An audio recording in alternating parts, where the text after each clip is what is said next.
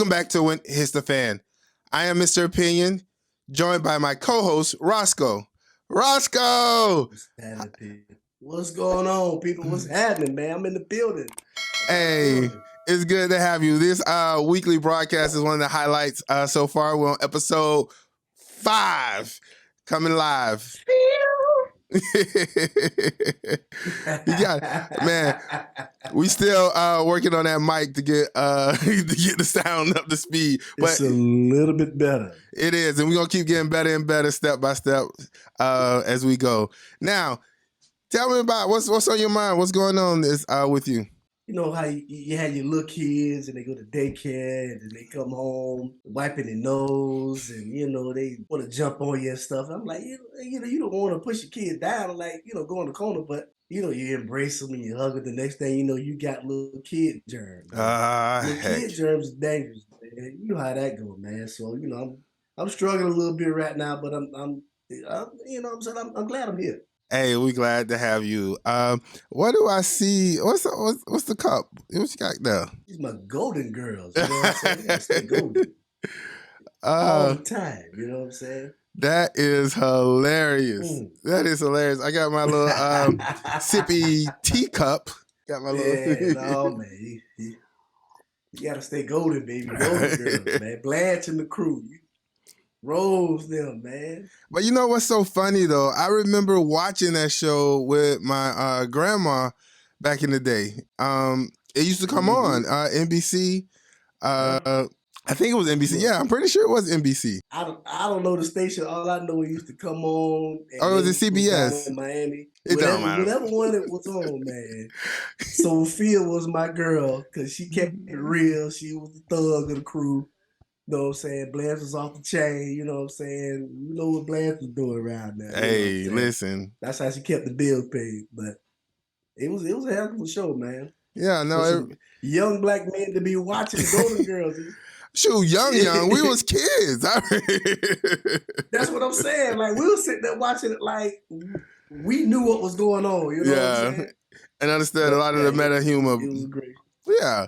Speaking of young men in the future, let's talk about the Pro Bowl, right? Oh, yeah. What are your thoughts? Like, maybe let me give a setup to what it was for those who didn't watch. You got to go back and watch the clips. So basically, it was a flag football game. Over the years, y'all know people getting tired of the Pro Bowl, this and that.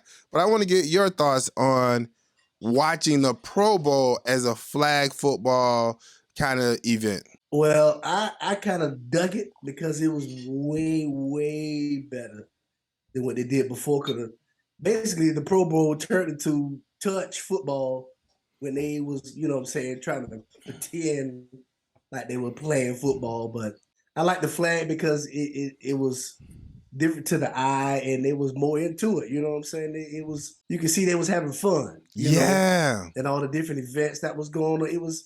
It was almost like how the skills competition is in the NBA. How you don't really watch the All-Star game, but you watch the dunk contest, a 3-point shootout. So they got into that. So it was like, man, these dudes, really do like playing football. So I watched every bit of it, man. I enjoyed it, man. Yeah, I thoroughly enjoyed it too. Like, you saw their competitiveness for the first time, right?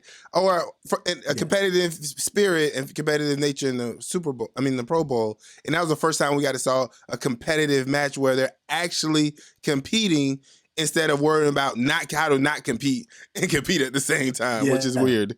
How to go, basically everybody was doing the All-American try out there prior to this when they had pads on, like, excuse me, pardon me type football, man. So yeah, I dug it, man. I can dig it, man. I would like to go see one. Yeah, like if it's going. I've never said that before. Me neither. Like literally never said I want to see a Pro Bowl. Never.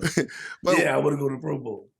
One of the things that, especially you talked about the skills competition, I remember they used to have those Pro Bowl skill event, which was the biggest part of the Pro Bowl, but they integrated it more. They kind of brought it back and put it to the forefront. Yeah. And by doing that, it was definitely more exciting for me to watch. So I have one more question for you. Is this the future of football? It seems like, you could hit less and less. I was just watching Lawrence Taylor on I Am Athlete podcast. And, when Lawrence Taylor played, He said, Yeah. we'll get back into that. I got another topic on that, but we'll get back to Yeah. that later. But to not Yeah. jump, but is flag football the future of football? What do you think? I would think that it is because of all the life-threatening injuries that have come from football now, and the way that we are teaching football and how the players have come to embrace it. There's no, like you say, no more LTs out there trying to rip somebody's head off or nothing like that. Everybody's it's delicate. LT is Lawrence refined. Taylor. It's Just FYI. yeah, the original LT. Yeah. This FYI. Yeah. So it's like I say, it's delicate. It's more skillful. It's almost like a dance. So why not put some flags on them, and just let them run around and be free? I mean, and they'll be more competitive, as you can see. Everybody was running full speed. People was out there putting forth an effort. So, but I got a question for you from, like you say, back in the day, right? Remember the skill competitions, the long pass with the quarterbacks, and the one Darryl Green used to win all the time, the fastest man The race. fastest man race, yep. Now those were exciting because now you get to see who really is the fastest man in the NFL. Yeah. Ain't no more Twitter beats. He going back and forth. I can whoop you. No, man, step out here. I'm gonna show you how fast I really am, man. So that's what they need to bring next year. The fastest man and the quarterback skill stuff. But yeah, man, I as you can hear in my voice, man, I love it, man. Yeah, I think what was it? I think Cordell Stewart had one of the longest throws in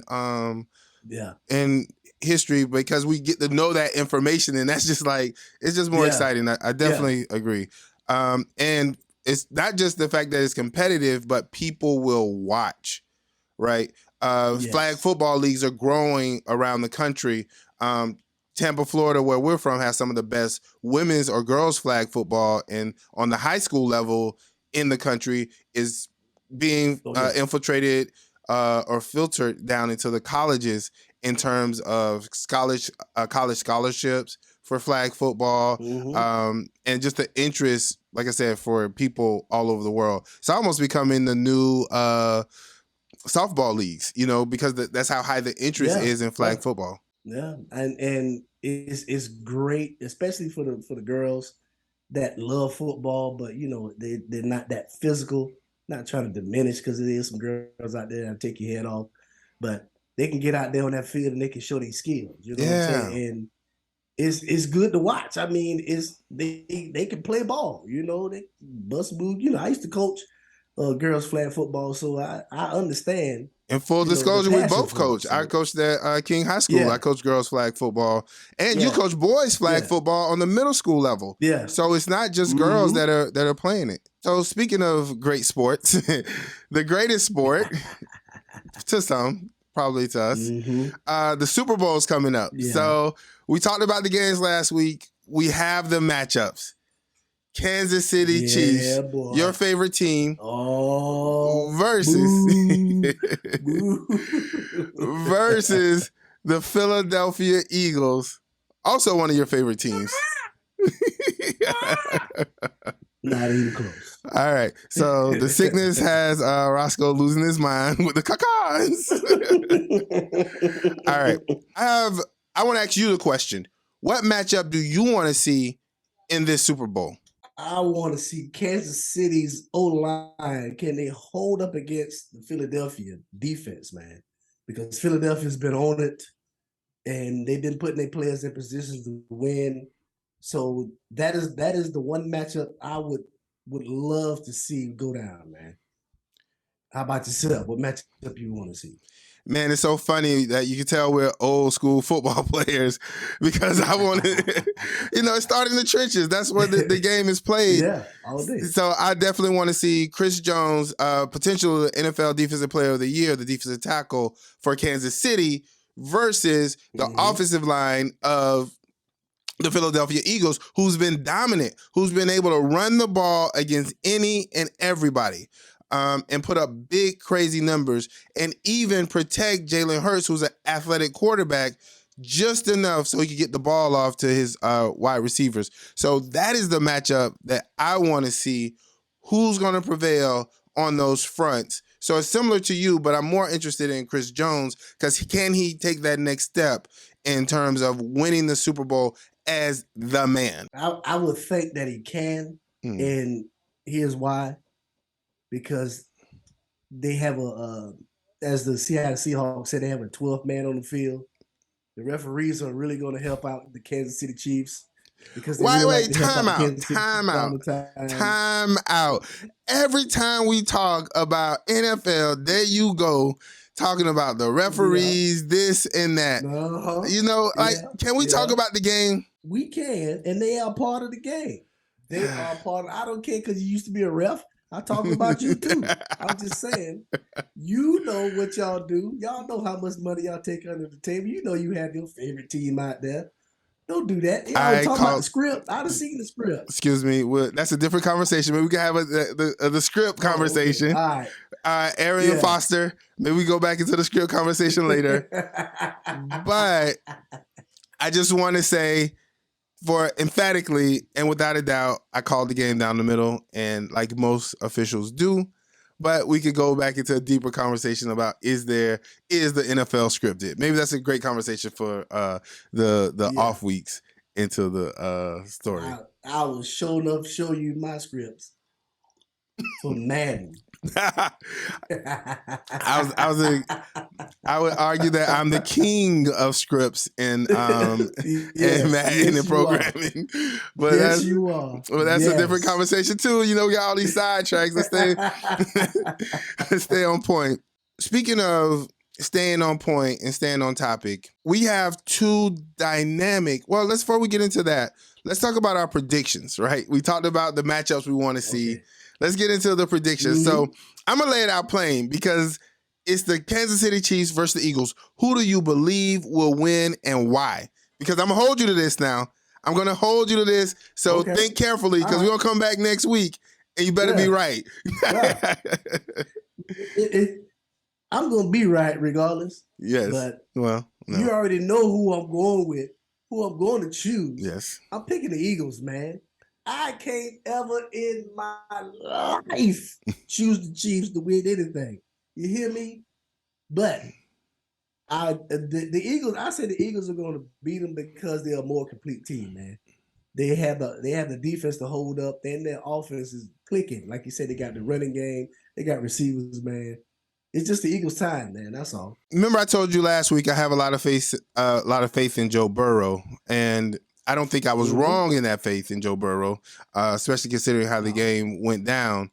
On the same token, because it's about quarterback play in the NFL to a great degree, Patrick Mahomes is the man on a mission. And if I had to say the best players on the field would be Patrick Mahomes, Chris Jones, Jalen Hurts. The way he's been playing is out of control. If I had to say my top three best players, but number 4 would be Kelsey, the tight end for the Chiefs, right? So with those players and matchups, can the Philadelphia Eagles, they have talent and they're cohesive as a team, but can they overcome that elite players to win? So it's team versus the elite. And if you're asking me, I'm gonna go Chiefs. I believe in players making plays. I'm gonna go Chiefs. Man, I'm about to walk up out of here. No, I have to. Kitchen, bro. Look, man, I do something smell funny in here. Something smell real funny in this kitchen, man. I have to. I legit have to. You ain't gotta do nothing. Yeah, my mom said I gotta stay black and die. Okay, I'm gonna hold. Look, like you said, I'm gonna hold. Yeah, exactly. I'm gonna hold you to that. Please Remember, do. You chose the Chiefs, all right? I did. Okay, cool. I did. You did. I have to. I don't have a dog in the fight. I want to say that. I really don't. I am an NFC guy over an AFC guy, but I don't have necessarily a dog in the fight. If either team win, I don't be pissed, but maybe I like the way the Eagles play. I do. I must say that. I like the way they play. All right. So speaking of the way they play, we talked about this last time. We talked about the matchup between the black quarterbacks, and that's still being the storyline of others, right, in the league. And I guess my question is, because it's a story and it is a big deal just by the nature of America, the nature of the process and what has happened, will that have an impact of, being at media day, being through the process and that narrative and that story being pushed out? Will it somehow matter, or can it matter in terms of getting into the players' heads? I would say that Mahomes probably can handle it better because he's been there. Yeah. So he's used to all the crazy, weird questions, and they're gonna question about his daddy, what I'm saying, they're gonna question about his girlfriend, his brother. So he's used to that. Hurts, I would think that he can handle it. He can handle it, but I don't know how much, because basically that's that pressure. Like, damn, it is two black quarterbacks in here. You know what I'm saying? I am, but in the same breath, you always like to call me the waffler. He's been in national championships game. You know what I'm saying? And he's done that. So even though national championships and Super Bowls are different, but yeah, I don't see no real. Let me step in because you're waffling. Let me step in. Let me step in on breakfast, man. I'm sorry. I just want to say, big shout out to both of them for doing the thing. And being put in a position. And also, we always criticize the NFL, but we do have to come to the defense of the NFL on this one in terms of giving quarterbacks like Jalen Hurts a chance. That 5'11", 6 foot, athletic, talented quarterback who can throw it, who can move, but they haven't always been given the chance. Jalen Hurts could easily be playing a wide receiver or running back position because of his athletic talent, but he's been given the opportunity to be a quarterback. So I want to just shout out the NFL in this moment for hook or crook. They didn't necessarily want him, but he had the chance. He took advantage of the chance, and he was that dog. So I do want to acknowledge that process. So where I land on this conversation is kind of similar to where we landed before. I think it will play a part only because of the conversations, and I don't know how they're going to deal with the story within the conversation. So I'm not sure how that'll land, but I think there's a space for it to land, and I wouldn't be surprised if it does. They both need to kneel at the altar of Michael Vick. So, but yeah, go ahead. Hey, man, it's so many topics we could get into because, Mike Vick, he was I won't say a trendsetter because we had people before, but nobody as fast. He probably had the strongest NFL, the arm talent, the best arm talent probably in NFL history, along with being the fastest quarterback in NFL history. And someone to dominate the league the way he did, man, if it wasn't for the bad luck of the Atlanta Falcons and they just can't get right. Oh, you just choked? You choking? I got a little dog in my throat. Oh, yeah, Yeah, drink some. Yeah, some Goldern Girl tea. Yeah, that's better. That's better. There we go. No, we can move on.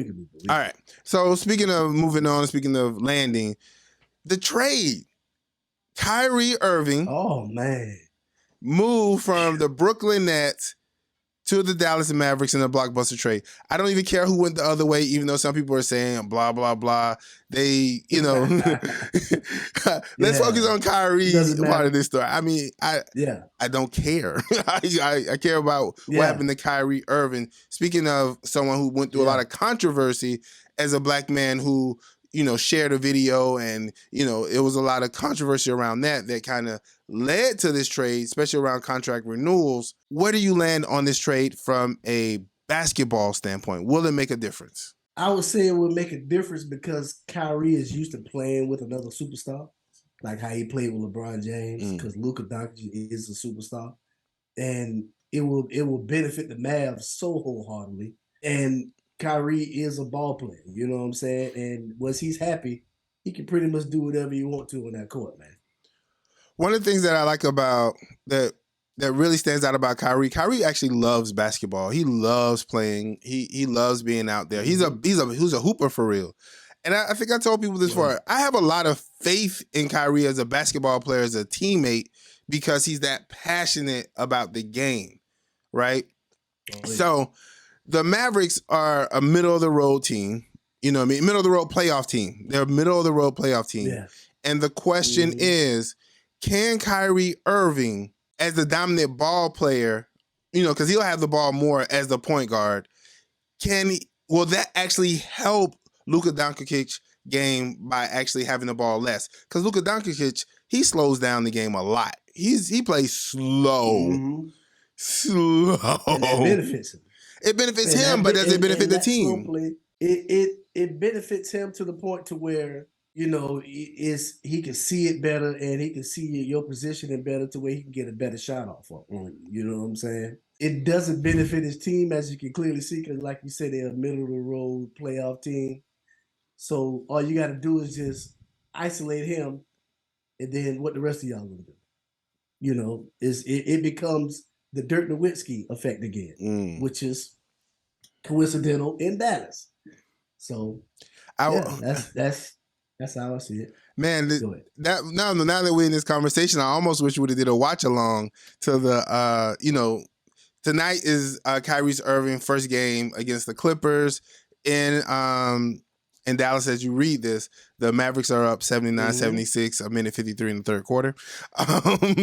But we can't get into the game. But one of the things that I think is part of the story that's often missed is that because Kyrie is such a basketball junkie, and he's with Jason Kidd, who's a basketball junkie, who's a point guard, who played fast, who facilitated the game fast.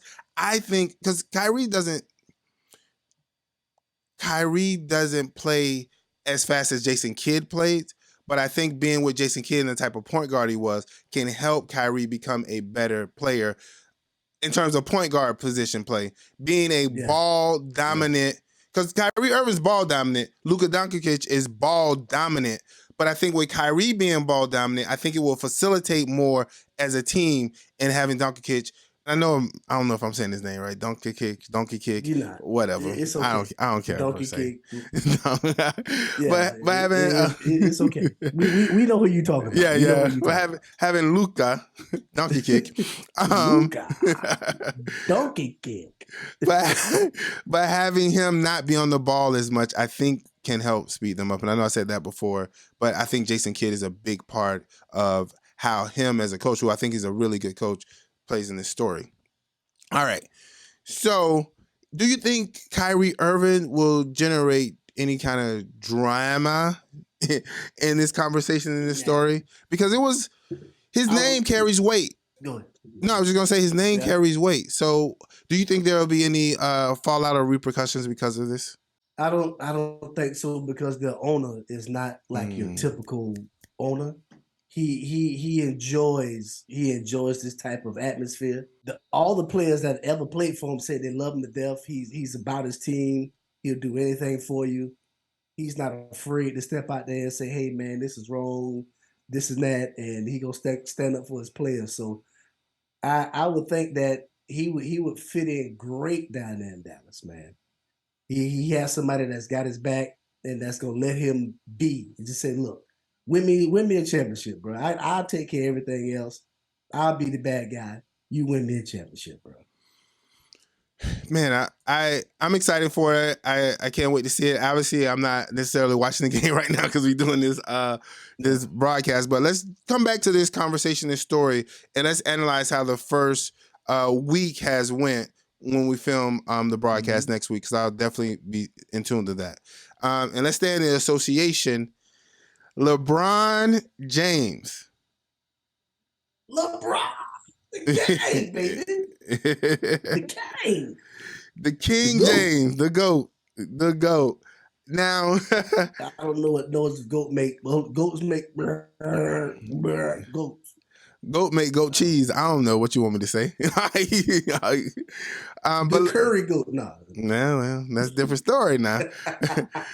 LeBron James has become the all-time NBA score leader, surpassing Kareem Abdul-Jabbar. We touched on this last week about, please, I'll post it somewhere. Go back to that podcast.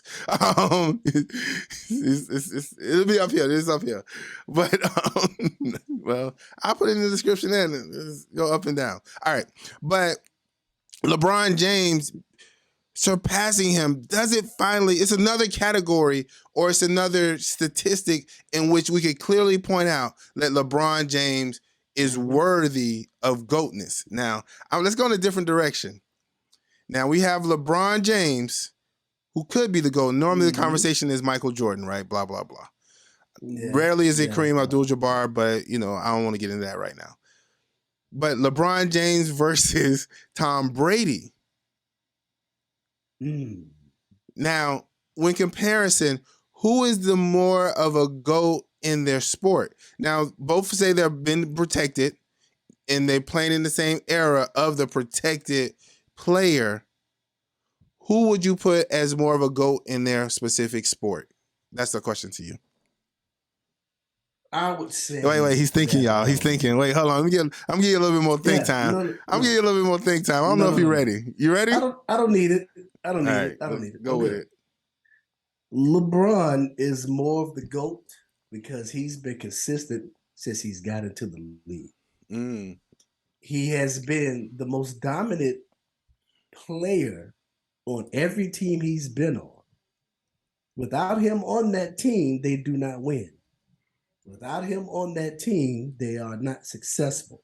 Can I step in Can I step in really quick? Ahead. Because if we look, Brady's only been on 2 teams. He took both those teams to Super Bowl victories. And we could say similar to LeBron, except he hasn't taken the Lakers, but the first 2 teams he was on, he took them to the ship. So is that a fair comparison when they both have done it? I would say this. Were the New England Patriots successful when Tom Brady was hurt? They didn't make the playoffs. Did their quarterbacks get big contracts after Tom Brady let them get on the field? You got, Matt Castle took him to the playoffs. Garofalo got a big contract. So that's a chink in the armor to Tom Brady. And plus, LeBron took every team he's been on to an NBA final and won one. Cleveland, Miami, and the Lakers. That's a heck of a feat, bro. That's a heck of a feat. They've both been so impressive in their careers. That's why I think it's an interesting story. When I examine it, and especially considering the grind that the NBA is, especially because it lands more on that individual player heavier than the NFL. The NFL's, 22 men on the field at a time, a 53-man roster. You know what I mean? Is the weight is still heavy, but it's heavy in a different way. What in those moments that Brady has been called upon to step up and be that different dude he has been, but LeBron has also been. So if I had to, I would give LeBron the edge. But Brady has also put up crazy numbers too in terms of quarterback play, in terms of touchdowns, and like stuff that may never be surpassed in life. Just like LeBron has put up numbers that may never be surpassed in life. And there's not too many people that have done either one what they've done. So my final analysis, I'm going to go with LeBron, but I want to know what you all think. Who do you think out of Brady and LeBron is the more of the GOAT in their specific sports, in their specific areas? So thank you for that conversation. Now, we've covered some really interesting topics of the week. There's a lot going on. But we have to go across the pond to the English Premier League. Manchester City, the citizens, are being investigated for violating financial fair play. Which is basically there's crooks. There's no cap on there. There's no cap like in terms of how much money you can spend, other than they recently instituted, let's say the last 10 years, of saying whatever you spend, you have to have the revenue to cover it, right? So that's their cap, if there is one. So they're saying Manchester City, which is owned by Qatar, literally the country, and they're saying that they broke financial fair play. What's your thoughts on that? Of course they did, man. Look, they did that because they was only down by 5 points to Arsenal. All right. I think that's the extent of your. Wait, let me pause you there. I think that's the extent of your knowledge of this topic. Look, man, I can go further. They kick a ball into a big net, and then people cheer and they run, and then yeah, man. So and then it's a man in the city. Yes, thank you. Nah, that's a different podcast for a different show. Maybe I'll do a individual. But I just want to throw a curveball at you, and I thought you wouldn't know anything. Hey, man. I'm here. I'm here, baby. I know the standards. I know everything, man. They about to get kicked out the league. Yeah, regulation. Move up, Glasgow. There you go. That's the Scottish league, but close enough. Close enough. Look, I was about to say.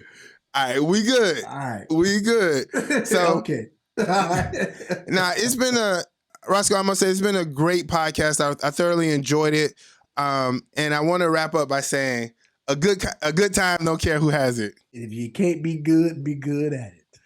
And that's our show for today. We really appreciate you joining us. Make sure you come back in for next week. We did a new format where we're actually showing our faces, so we're working on that. We're in 2 different states. Oh gosh, I didn't cover that. But we're still in the kitchen cooking. We're still in the kitchen cooking. We're still in the kitchen cooking. Catch you on the next time. Catch you on the flip. Peace. Stay golden, baby. Stay golden. Why am I repeating your catch line? I might cut that part out, but I don't know what I'm saying. Okay. Bye, y'all. Peace. Yeah. Nah, I'm going to leave that in. All right, let's stop recording. Straighten out your body because you're kind of going in and out of the